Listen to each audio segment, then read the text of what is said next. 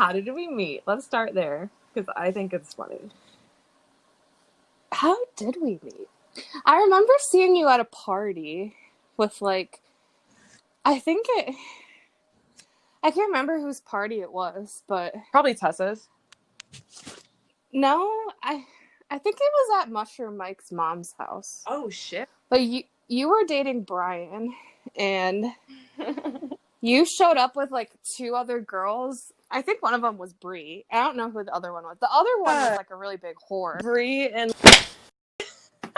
Yeah, her. Well, she was, like, I don't know. She was giving it up to everybody, and I was like, oh, those girls are whores. But then, I don't remember when I met you, like, after that I was like, oh, she's kind of cool. I remember being at Tessa's, like, once, and we were just sitting at the table. I think it was just, like, a small crowd. We were all just smoking and hanging out or whatever.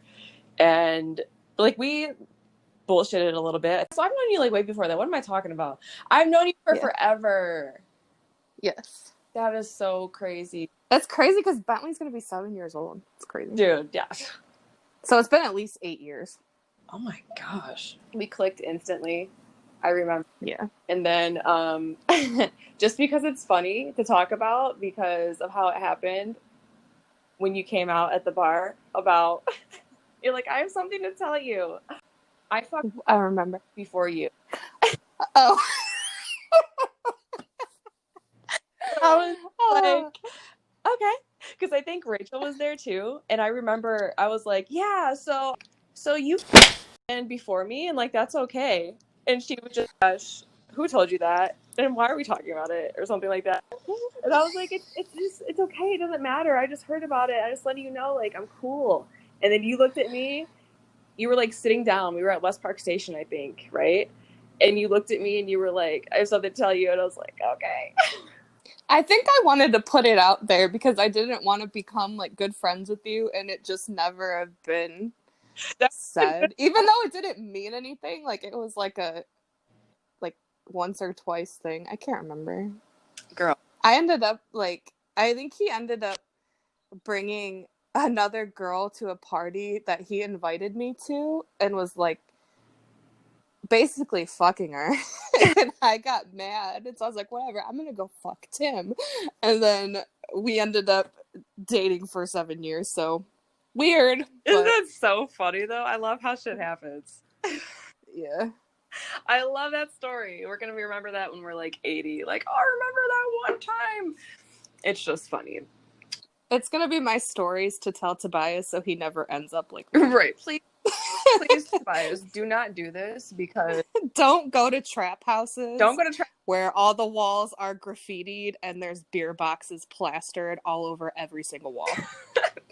And there's no furniture. And people sleep in the tub and on the floor and in the basement. Yeah. Yeah, basically. Those were the men. Those were the days. That was the shit. I can't. We're both almost 30, and I just can't fathom it. Wait, are you 30 yet? No, I just turned 29. That's what I thought. I'm like, wait a minute. She's not that much older than me. Yeah. So, anxiety. That's our topic. We're the best people to talk about it. We have some serious issues. Yeah, we've got issues.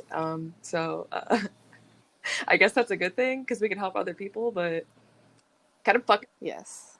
But so like, how old were you? Like when you noticed that you were having anxiety? 5. Oh wow, do you remember it? Yes, I used to go to kindergarten every day and throw up every time, and I would sob because I didn't want to be apart from my mom. And then I would get dropped off, and I would go into my classroom and throw up. And for a long time, my mom thought there was something, like, wrong with my stomach. Like, I think she said she took me to some doctors, and they were like, no, nothing's wrong with her. And then it finally clicked for her, like, oh my God, she's having panic attacks. Oh my God. So I got put on Zoloft when I was 5 because my anxiety was just uncontrollable. Eventually, like, the way that we just dealt with it was that it just eventually, like, my teacher, I guess, was a really good teacher, and she let me come to class every day, and I would throw up in my trash can, and then I would go on about my day.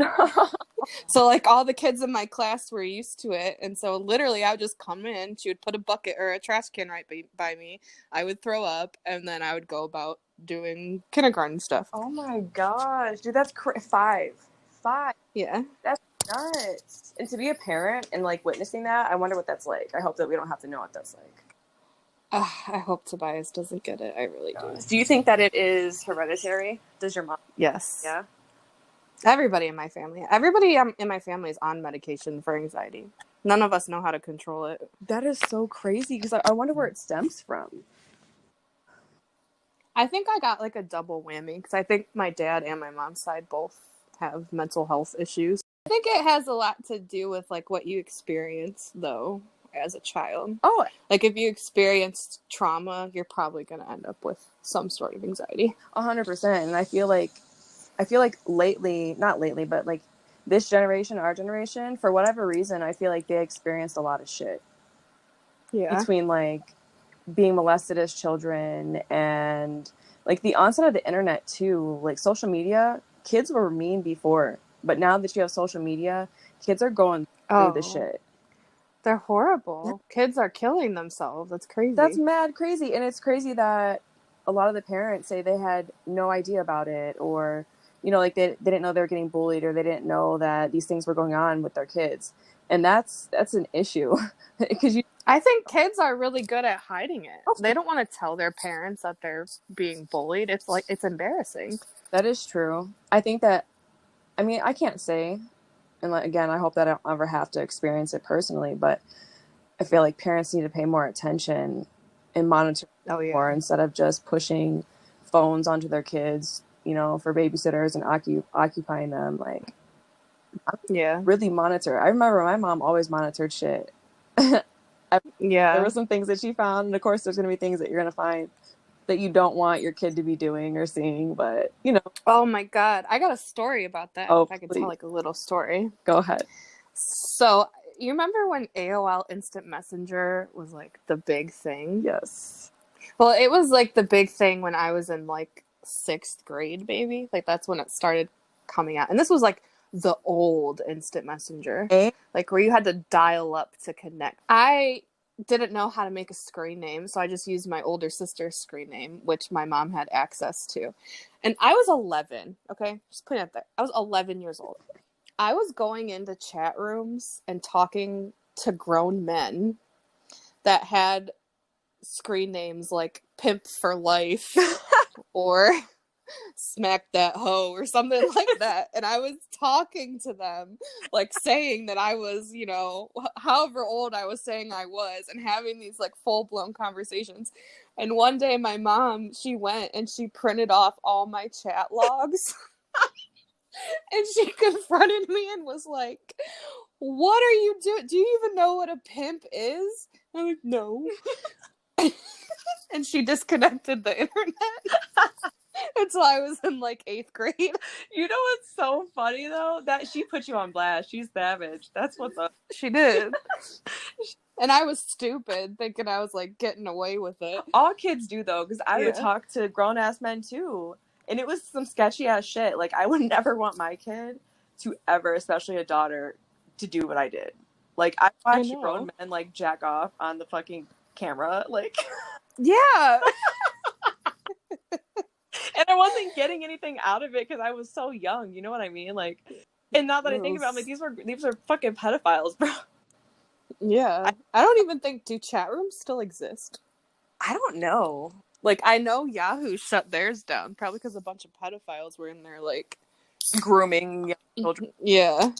They should shut them all down. That's exactly what that shit is. Like, this lady next door, her kid is on, I don't know what game he's playing, but it's where you can connect with people or whatever. So probably like Call of Duty. And he's like 10. And she's telling me like, oh yeah, they talk to people on there all the time. They're from all over the world and blah, blah, blah. And I was like, well, yeah, that's awesome. But you should be careful, you know, just because you don't know who they're talking to. Like, it could be a grown man. And she's like, no, they put their ages on there. And I'm thinking, like, they could fake that. Like, you don't know that? Like, what are you talking about? Yeah. You're just leaving them unsupervised? I'm like, I know what I did when I was a kid. Like, you gotta be careful. Yeah, you definitely have to. I always say I'm not going to get Tobias a cell phone or a tablet. Like, he's gonna have a home phone like I did. And he's gonna have to, like, if his little girlfriends want to call, they're gonna have to call the house phone. And I'm gonna answer it, and they're gonna be forced to go through that humiliation of, can I talk to Tobias? Is it like that? Like, I had to. My first boyfriend, I had to call his house phone. Yeah. You have to ask for them. Yeah. And that's normal. I didn't get to text anybody. I didn't know what I didn't have like a texting phone till I was in like 11th grade.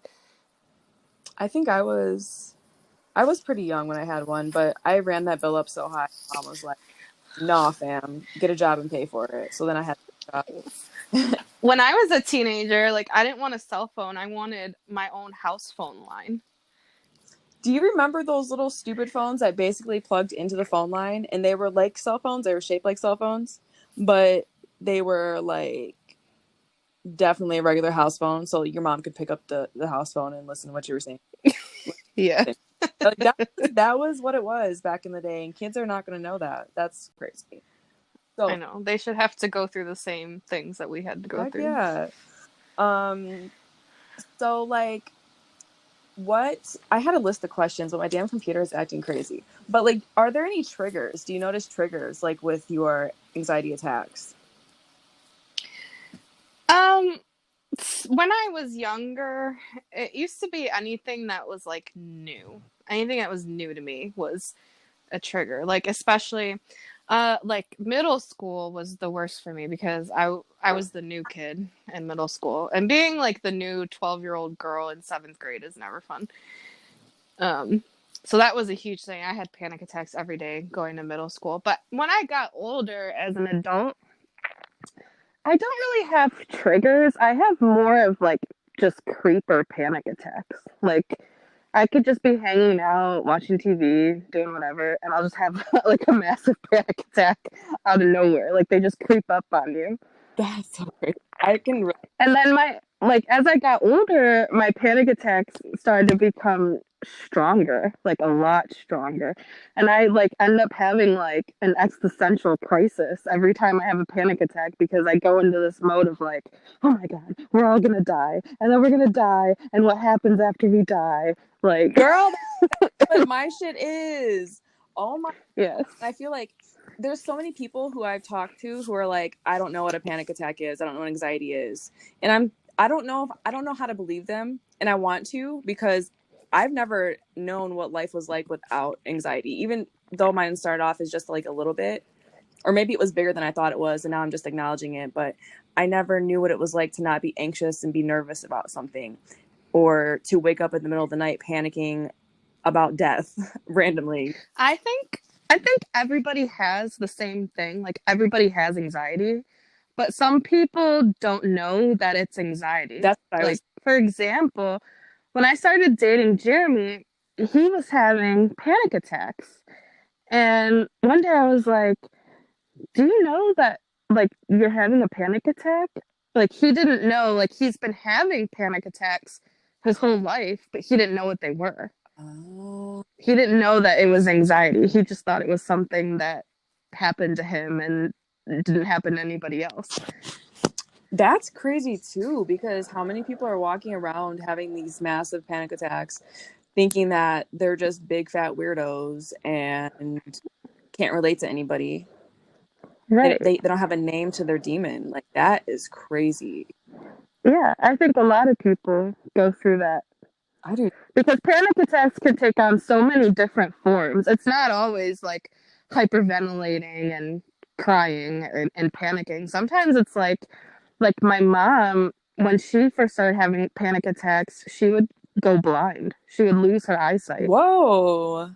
Yeah. That's Like they take on so many different forms. I wonder why that happens.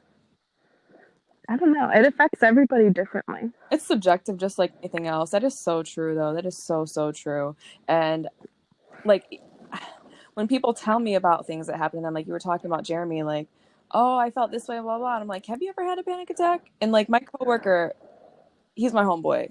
He's always telling me like, yeah, I woke up in the middle of the night, I couldn't breathe, and my heart was pounding out of my chest, and blah blah blah. And I'm like, dude, that's anxiety. He's like, I ain't never had anxiety before.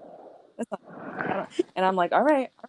So then, Yeah, a lot of people think they're like having heart attacks. yeah. And they end up going to the hospital, and the doctor ends up saying, nope, you're just having a panic attack. I wonder if they're like, so they were quick to prescribe you Zoloft, huh? When you were 5. So Yes. you've been on medication since then consistently, right? Yes, I've never not been on medication. Do you think that you could ever wean yourself off of it? So, not completely. I mean, but that's just because anxiety is not my only demon. Right. I'm also bipolar. So, it's not safe for me to come off of drugs completely because I cannot control my brain chemistry. But when I was pregnant, now I take a pretty heavy duty drug called Seroquel. I'm sure everybody knows what Seroquel is. Um, and it's not recommended for pregnancy, but I take such a high dose of it that there's no way I'll ever come off of it. But I did have to wean myself when I was pregnant to an acceptable dose. So Tobias didn't go through, withdrawals when he was born. How was So that? I can wean myself a little bit, but not too much. I remember when you like started to wean yourself off of it, and there was like a couple times because we've always kept in contact. There's a couple times where you're just like, dude, I don't know how I'm gonna do it. I don't know how I'm gonna do it. I'm already freaking out. Like, how did that go? Honestly, Seroquel was not the worst drug to be weaned off of. The one that really killed me was Effexor, which is an antidepressant, and I take that for anxiety because it also works for anxiety. And that one gave me horrible withdrawal trying to come off of that. I wasn't even trying to come off of it. I was trying to wean to a lower milligram, and it was horrible. The withdrawal was horrible. You had like the shakes and shit. Like, I was throwing up, and like on top of being pregnant, I was super sick the whole time I was pregnant. But yeah, shake. It was like coming off dope, but not. You're not really coming off dope, but yeah, it's hard. And I had to come off Xanax completely too, which I've been taking Xanax my entire life. So that for me was like horrible news when my doctor was like, "Yeah, you're gonna have to stop taking that completely," and I was like, no." No, I'm not gonna survive without Xanax. Like, how the hell am I gonna get through a panic attack without Xanax? That's not gonna happen. But I did. I came off of it completely. I still don't take it now. that's awesome. So I do take it if I have like a really, really, really bad panic attack that I can't come out of, but that's like once in a blue moon. Thank God, right? Yeah. But actually, another problem is doctors won't prescribe benzos anymore. They just won't. They just let people suffer. And benzos are Xanax and what else?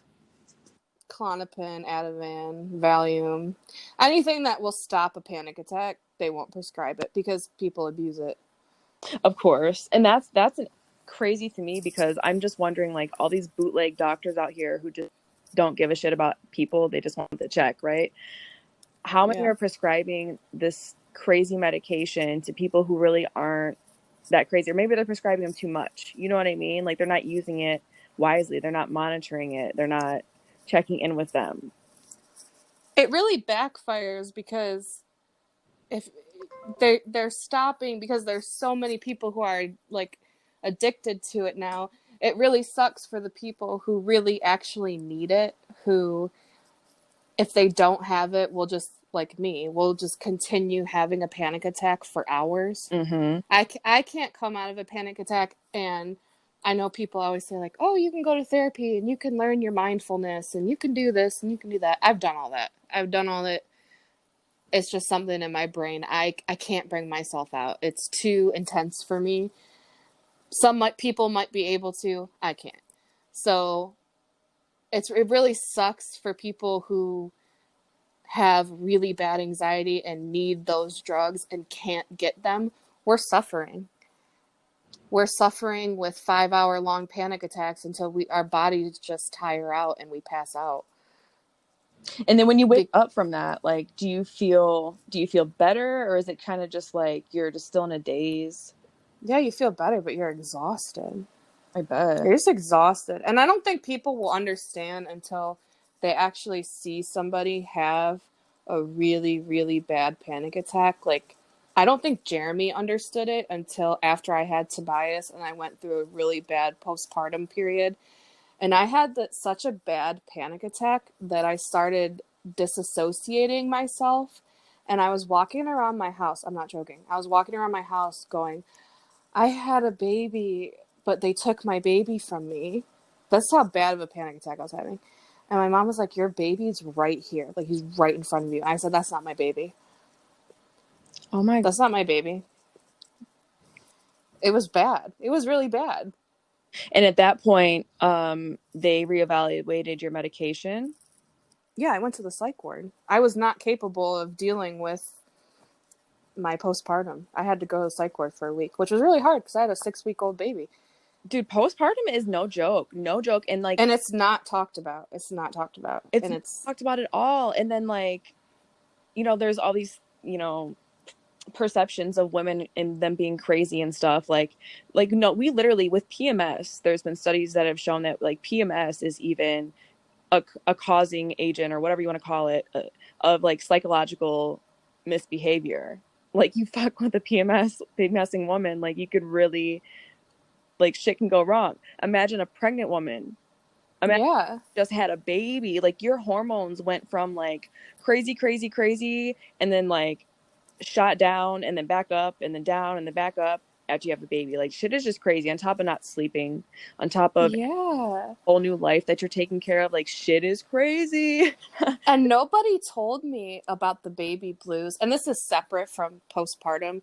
Baby blues is what happens to you like right after you have the baby and you go through that, like, you lose all those hormones you had when you were pregnant, and so you just become like, for me at least, I was super super depressed for a couple days. Oh, Like and it's not talked about because, when you have a baby, it's supposed to be the best moment of your life.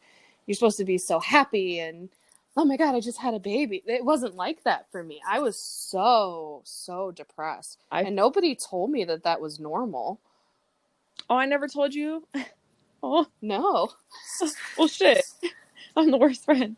I went through that too, and I mean, honestly, like, I was probably depressed, given like the situations. It's all circumstantial as well. Like, that's why it's good to have, a stable environment to bring a child into, because when it's not ideal off rip, when you're coming out of that happy pregnancy vibe to, I'm not pregnant anymore, my hormones are crazy, I'm depressed, I don't know what my life is, and a crying baby and all that shit, like, shit is fucked up. And Yeah. it's really hard to come back from. And I remember, like, I feel like I had issues from that throughout, like, Bentley being like 3 or 4. Like, I swear. It lasts it can last for years. It really can. I learned that when I went to the psych ward. I'm not joking. Like, postpartum depression is not talked about, and it can last for years. All right. Sorry, someone called me and it Oh, disconnected. was it important? If it's important, you can go. No, it's Greenville Technical College. They keep calling me, and I don't know why. You sign up for one thing. I don't go there. You sign up for one thing on something that you weren't even paying attention to. They call you, they email you. It's like, bruh, give Yeah. it up. Give up. Yeah. But yeah, postpartum depression is mad crazy, and it's definitely not talked about enough. Like, and women need to be supported in that, because I mean, that's literally why women drive their car with their car full of kids into the lake and shit and kill them all. Like, Yeah, I the shit. know. Because people look at you like, sorry, I keep cutting you off. I don't mean Oh, to. girl, no, you're good. You're good. Um, People, like, they expect, like I said before, they expect when you have a baby that it's supposed to be the best, greatest experience that ever happened to you. And it is, but at the same time, it's a lot. Oh yeah. It really is a lot. And then on top of your hormones and everything. And if you have, a predisposition to, mental illness, you're going to get really hit with it. And I was so dumb because I had a social worker actually come to me in the hospital and tell me about postpartum depression. And this was before it like really hit me. Like this was right after I gave birth. And I was like, oh no, I already deal with depression. I know I can handle it. I'll be good. No, I couldn't handle it. I could not handle Oh it. no, like how are you gonna know? You know what I mean? Like you're like, I've dealt with this for so long. Yeah, I've got it. I've been there, done that. Yeah. And I mean, I had a lot of other factors. Like my baby was in the NICU for a month and a half. And I had a C-section. And then I had my gallbladder removed right after You had a that. lot of shit going on. Yeah. So I had a lot of things going on. But yeah, I think even without all that stuff going on, I still would have had really bad postpartum. Oh. When I was in, the psychiatric facility, my sister was researching because the psychiatric facility had no idea how to handle postpartum depression. What? Was not something they did. They really didn't know what to do with me. Like, they could adjust my medication, but they didn't have any therapy for me. They had nothing. And so my sister was researching, like, where could we take her for somebody to help her? Because we couldn't find any therapists around here that specialized in postpartum. We could find nothing. The only thing we found was like about 3 hours from me was a facility that specialized in the treatment of postpartum, and it's the only facility in the whole country. What? And they only have like 6 beds. How many people So got out here? And they got 6 beds.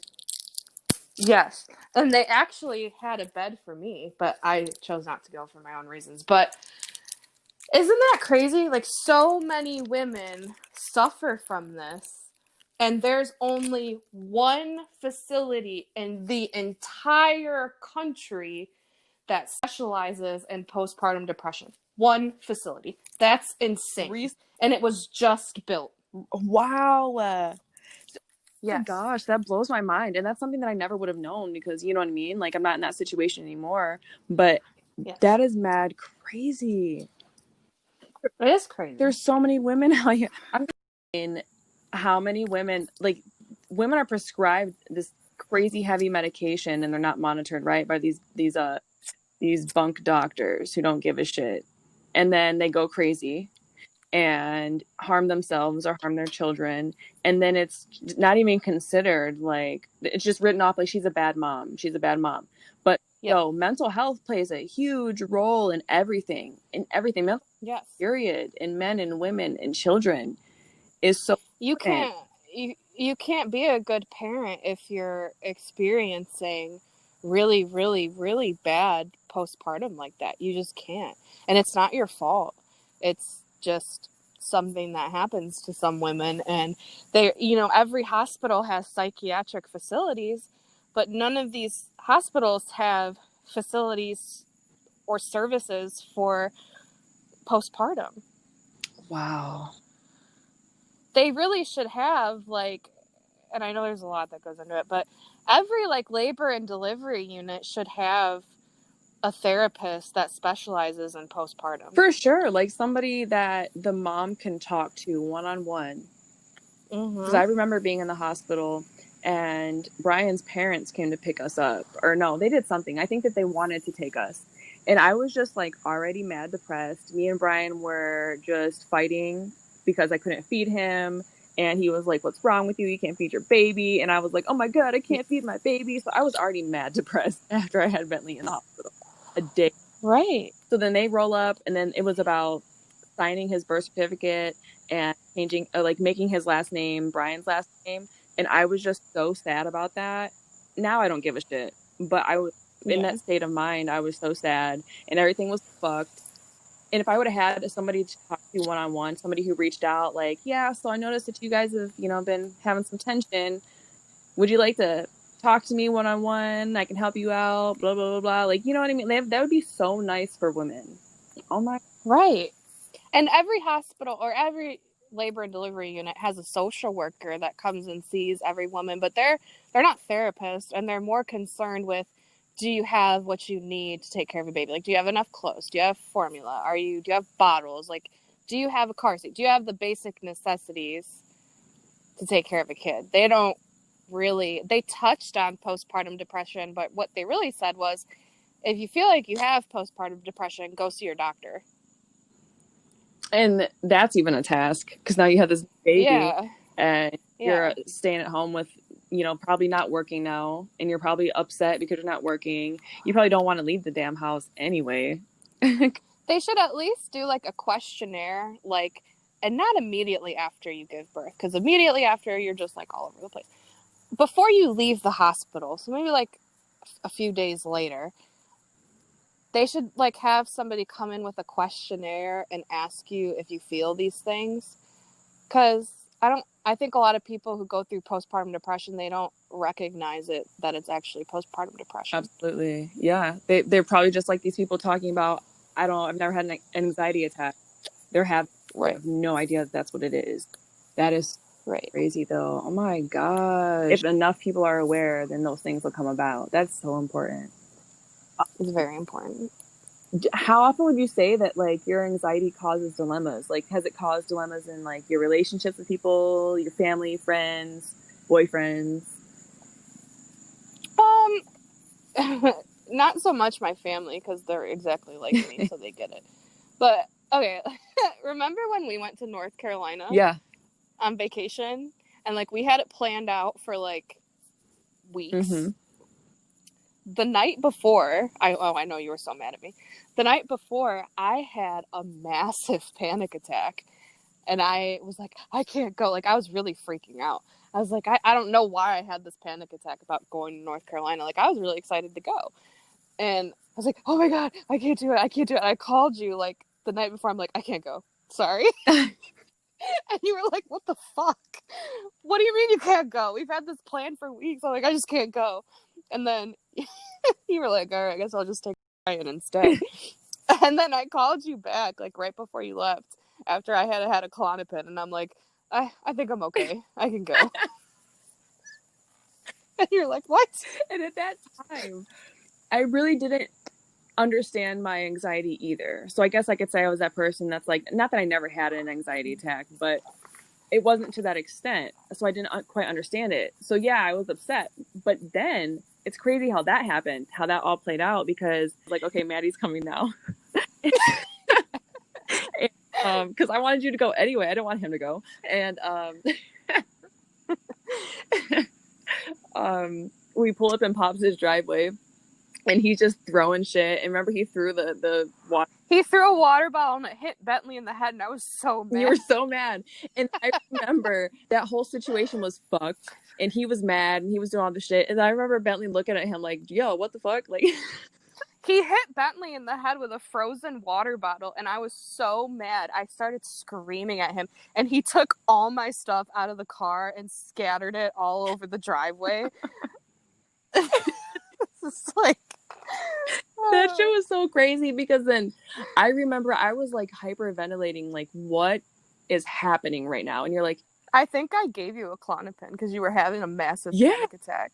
And then by the time we hit like Virginia, you were so tired from it that you just passed out in the backseat. Yeah, I do. But I had to get you to calm down. You could not calm down. You were like hyperventilating. And that's exactly what literally that whole thing that led up to it. I just realized now, it made me understand what you went through so much better. And then ever since then, it's been just growing even more, you know. I'm getting more and more detailed and more experience with this anxiety thing. But yeah, that was crazy. That shit was so crazy. I think when you get older and you have kids and you have more responsibilities, like your anxiety just becomes horrible, because you have all these things to worry about. You have bills, you have a job, you have kids, like you worry about money, you worry about your car, you worry about your house, you worry about everything. I don't know if you've gone through it yet, but I've gone through it plenty of times where I'm like, this can't be it. This can't be life. I have to change my job. I hate my job. Oh yeah. And then it's like, but I can't. Oh my gosh, that sucks. And then it's like anxiety about the fact that I can't change it, but I can. You know what I mean? It's so stupid. But it really is an issue, and it does grow as you get more responsibilities, especially when you're the person that worries about everything. You're the mom. The moms we worry about everything. We think I know. It's the thing that I always worried about, and this is going to sound crazy, maybe not to you, but to whoever's listening. Bentley's in Cleveland. the first time that I was away from him when I moved here, he was gone for like a month. The main worst outcome was he's going to go play in the front yard at my grandpa's house. It's a super busy street. He's going to get hit by a car. Yeah. And why is my mind going there? I would be up all fucking night thinking about this. And I'm like, dude, I gotta stop thinking about it because I'm gonna like, it's gonna happen because I'm thinking about it. And then that made my anxiety worse. I would like, It's called snowballing. That's actually a term that like psychiatrists use. It's called snowballing, the snowball effect. I can definitely see that. That makes sense. Like you think about one thing and you have so much anxiety about it that it just becomes bigger and bigger and bigger and bigger, like a snowball rolling down. Mm-hmm. You know, the worst, ugliest, shittiest, dirt-covered snowball I've ever fucking seen. Yeah, and one of the things I really think that like I had a mental break with my postpartum was because when Tobias came home from the hospital, I would not put him in a crib or a bassinet because I was convinced he would get SIDS and die. Yeah. Like that was my worst fear. So he literally slept in his swing, which I know now you shouldn't do that with baby. Don't put your baby in the swing to sleep forever. But it was the only thing that I could see him in from my bed. And like a camera wasn't going to do it for me either. Like he had to be right next to me. And I would stay up. I wouldn't sleep. I would stay up and stare at him and make sure he was still breathing all the time. I just wouldn't sleep. I was exhausted. And that's crazy because it'd be like that. It really times. I remember I would always check Bentley and it was almost obsessive. Like I would do it like 3 or 4 times. I would put my finger under his nose to make sure the air was coming out. And if Yeah. second I didn't feel it, my heart started pounding. I'm like, oh my gosh, oh my gosh, oh my gosh, grab your phone, call 911. Like, yeah, it is crazy. But it was like really an obsession for me. Like I always thought that if I fell asleep and something happened, I wouldn't wake up and he would just die. Mm-hmm. Like what if he spits up and he chokes and he dies? Yeah.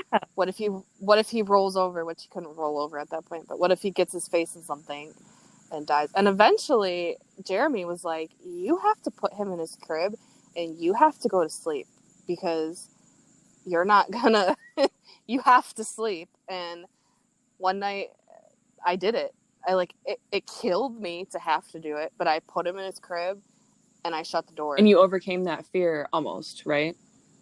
Yeah, it took me a couple of days, but I got there. Do those thoughts, are they recurring now? Or are they just kind of gone, plateaued, or whatever you want to say? They've plateaued. I mean, he's 6 months old now, so he can roll around and pick his head up and stuff, but I'm still really like what's the word I'm trying to use? I don't put anything in his crib. Let me say that. Like, he has this little owl blanket thing that he really likes. And, like, yesterday, he fell asleep with it, like, right up against his face. And he was sleeping. He always sleeps on his stomach. So he was sleeping face down with the thing, like, right up against his face. And I have a camera in his room so I can see what he's doing. And I was like, oh, Jeremy, can you go move his owl? Because he's got that thing right up against his face. I don't like that.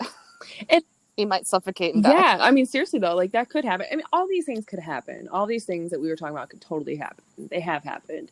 But, like, to harp on them and to really lose sleep about it, like, that's what really, it really sucks. It really sucks because the likeliness of them happening, of course, there's a percentage. You know, it's not extremely likely. And, I mean, that's cool. I'm glad you overcame that. Shit, like... I'm sure there will be plenty more things that will terrify me as he gets older. I mean, he's a baby. He doesn't have any, like, independence now. He's with me 24/7.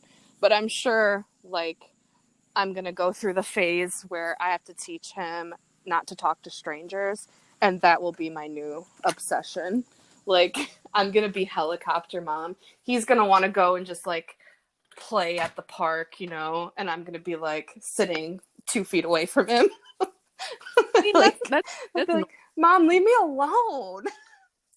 He'll be 12 and want to go to the mall with his friends, and I'll be like, I'll be in the car. And secretly you'll be just like 6 feet behind him at all times. Yeah, he'll be like, I'm going to my girlfriend's house. And I'll be like, oh, cool, I'll be outside in the driveway. And just let me know if you need... Just in case. Or why doesn't your girlfriend just come over here? Yeah, right. Sorry. So I know what's going on. That is so funny, though. I feel like we're all gonna go through that, even a little bit. Even people who don't really suffer from anxiety, especially like when they're older, they can drive, shit like that. Oh my. Oh yeah, oh man, it's gonna kill me. I'm gonna have a GPS on his car. I'm sorry, like I'm gonna pull out all the stuff. He's gonna be so annoyed with me. He really will be. He's like, Jesus Christ, Mom. You're like, I'm 15 now. I'm an adult. imagine looking at him at 15 years old and looking at him because he's your freaking twin and telling It's so weird. your mom told you. It's so weird. But yeah, I'm definitely gonna be like helicopter mom. Like, for example, my mom is helicopter grandma, okay? My sister's kids. My mom told me a story once that my nephew was like 9 years old or something. They went to some like I think it was a hockey game they went to or something. My nephew was like more than old enough to take himself to the bathroom, right? So he said, I'm gonna go to the bathroom. And my sister's like, okay, let's come back when you're done. And my mom was like, aren't you gonna take him? And my sister's like, no. He's like 10 years old. He can take himself. And mom's like, what if something happens in the bathroom? I'm like, that's gonna be me. That's gonna be me. It's totally gonna be me. He's gonna be like, Crazy. Mom, I can go to the bathroom myself, and be like, no, you can't. I've I'll be outside the door. despite my thoughts of everything, and I don't know if it's because Bentley is so, he's always been so independent of me. Like his first day of preschool, I thought it was gonna be hard to just let him go with strangers. Girl, he was like, bye. And I'm like, oh, all right, cool. Like, I guess. So he's always been so independent, and that worries me a little bit, but it doesn't worry me enough to where I have to go to the bathroom with him. Like he's been going to the boys' bathroom by himself since he was like probably, and at his own will. Like I don't want to go in the girls' bathroom. I'm a boy, and I'm okay. So I'll just stand outside and like wait for him and stuff. Sometimes I'll make him come with me if like some sketchy shits, you know what I mean? If we're somewhere sketchy, but very rarely do I take my kid somewhere like sketchy, the gas station or something like that. I'm like, just come with me. I think there's a fine balance because your kids do need independence to an extent because they need to learn how to become adults one day. So it's going to be a hard balance for me because I know he's going to need independence and to do things on his own, and I'm still just going to be like, I don't want him to though. Please don't. Yeah, please don't. Please stop being so strong-willed. I admire that, but please stop. And if he's my kid, he's going to be strong-willed. Like, he's just going to be hard-headed and not listen to anything. And he's definitely your kid, at least physically. Yeah. Yeah. So the pictures you sent to me, I'm just like... And he can't even talk yet, and he's already bossy. Like, the video I sent you of him complaining at me. Like, he literally complains. Like, he wants to speak to the manager. All right, Karen. Yeah. Me and Jeremy were talking about what's the male version of Karen. And I was like, I don't know. I feel like it's Dennis. Or Douglas. Douglas. Dude, I can't believe he's sleeping from 5 p.m. till 6 a.m. That's still blowing. He only sleeps that long. I don't want anybody to hear this to think like your kid's gonna do the same thing. They won't. He only does this because he refuses to sleep during the day. Like, I literally looked up how much 6-month-olds are supposed to nap during the day, and they're supposed to nap like every 2 hours. Like, they're supposed to take a 90-minute nap every 2 hours. Yeah, right. He's like, nah. Yeah, right. I might get like, because I work from home and he stays at home all day with me. I might get like a 30-minute nap from him in the morning. But once he's up, he's just up. But by 5 o'clock, he's so exhausted because he hasn't napped at all that he's like, all right, I'm out for the count. I'm ready. So he's usually pretty good at just going to sleep at that time, huh? Yeah, he gets a bottle. He goes to sleep. Aww, little Toby. Oh, I want to meet him so bad. Every time you send me a video or a picture, I'm just admiring him from afar. I'm like, he's so beautiful. I know. I feel like a little bit gypped on my pregnancy because I didn't get to like share it with anybody besides Jeremy. Because I moved so far away and nobody was around me. I said, I don't know how you feel when I get knocked up again. Oh my god, I'm gonna be obsessed. I'm gonna be so obsessed. I can't. I want to come visit so bad, but it's like we're so far apart and I'm always so poor. Girl, I know. Once I get rid of I'm done. Like, Oh, I'm seeing all my loved ones. Like, I'm sick of not being able to see people. People having kids and I don't even know them. Like, Bree just had a girl. Like, what? yeah, I know. She's so cute. She is so cute. Oh my gosh, it's been so long since I've seen you. Yes, I know. We should do a podcast one day that's like funny. Because I feel like I could be funny. You could be hilarious. If we're not talking about serious subjects, like I'll just be all over the place. Even with a serious subject, we laughed a little. Yeah. Bring in the adventures of Horseman, the adventures of Mattie and Sam. I haven't watched that video in so long. I'm gonna go watch it. You watch it and you let me know if you still think it's funny, and I'll watch it and I'll let you know. Because I wonder if we've outgrown that. Angela! Why did you come to my fluffing party, Angela? You're the 9/11 of everything. I forgot about that. I used to say that to everybody that I was like pissed off at.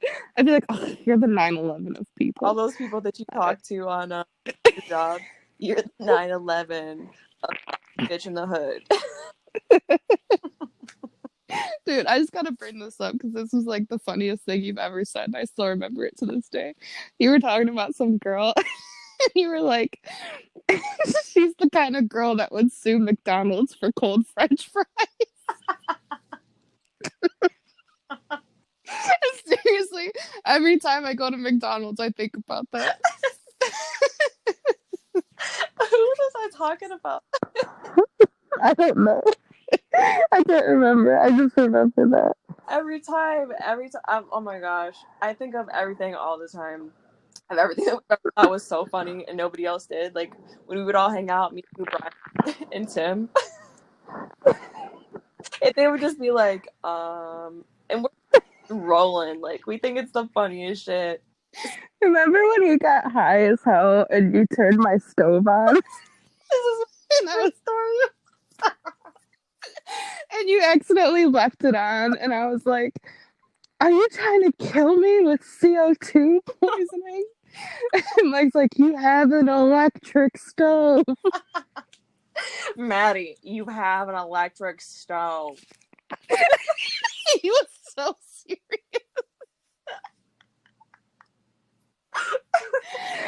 I miss him sometimes. He was a good time. He understood our humor. Tim did not understand my humor at all. Like, he thought I was fucking dumb. Like, my apartment was just like the homeless shelter. People were just like, one time I came home, and I'm not going to say who it was because I don't want to put them on blast, but somebody that would come over pretty frequently was like a really bad heroin addict, and they would bring other people over. And one day I came home from work and everybody was just passed out from heroin on my living room floor. And Tim was just sitting there playing video games. I'm like, what the fuck is going on? I had only moved me and Jeremy were only living together for 2 months and I ended up pregnant. Like, it happened really fast. Like, very fast. And I was like, surprise. That was probably so much. I already know. Even better. It was such a surprise because I had 2 different doctors told me I couldn't get pregnant. It wasn't that I couldn't. It was that like I would have to have like some sort of medical intervention to get pregnant. Like I would have to do IVF or something. And thank God you didn't. And you said you only want one? Oh yeah, I'm done. Look, for all the shit I went through with postpartum depression, I am done. I cannot do it again. Maybe I'll feel differently in like 5 years, but as of now, I am DONE. Girl, that's done. That's what I said. Now I'm over here like, baby fever. The only reason I might have another kid or would want to have another kid, and the only reason is to give Tobias a sibling because I feel like everybody should have a sibling. Oh, dude, 100%. Yeah. But Jeremy is like one and done. He's done. He doesn't want any more kids. No. He's cool with getting a vasectomy if I asked him to. He better not. Not yet. I told him not yet, but he doesn't want any more kids, and I don't really either. And I was like the worst pregnant person. I had so many problems. I was so lucky. Look, nobody's lucky to have a baby born early, but I was lucky he came early because he literally got out of the NICU like the day before they shut the NICU down to everybody. That is so crazy. Thank God. It was crazy. Do you remember when I told you though that like I'm like everything it's gonna be like in 6 months or a year you're just gonna talk about this and be a really shitty memory and you're just gonna like laugh it off kinda and it's gonna be okay. At the time you're probably like fuck you, Sam. You're right though. And here we are. Yeah. Oh my God. When is this podcast gonna come out and where are you posting it to? Your channel? So I'll post it on here. I'll probably do like a video on it on YouTube and then share it on Facebook. Okay. Send me the link when it's up. Oh, girl, yeah, of course. I'll give you credit. I'll give you street cred, girl. All right. I'll let you get back to whatever you do while Tobias is sleeping. All right, girl. I love you. I love you too. I miss you so much. I miss you too. All right. I'll talk to you probably in like 5 minutes because we always text each other. I'm going to watch Horseman. All right. Bye. Bye.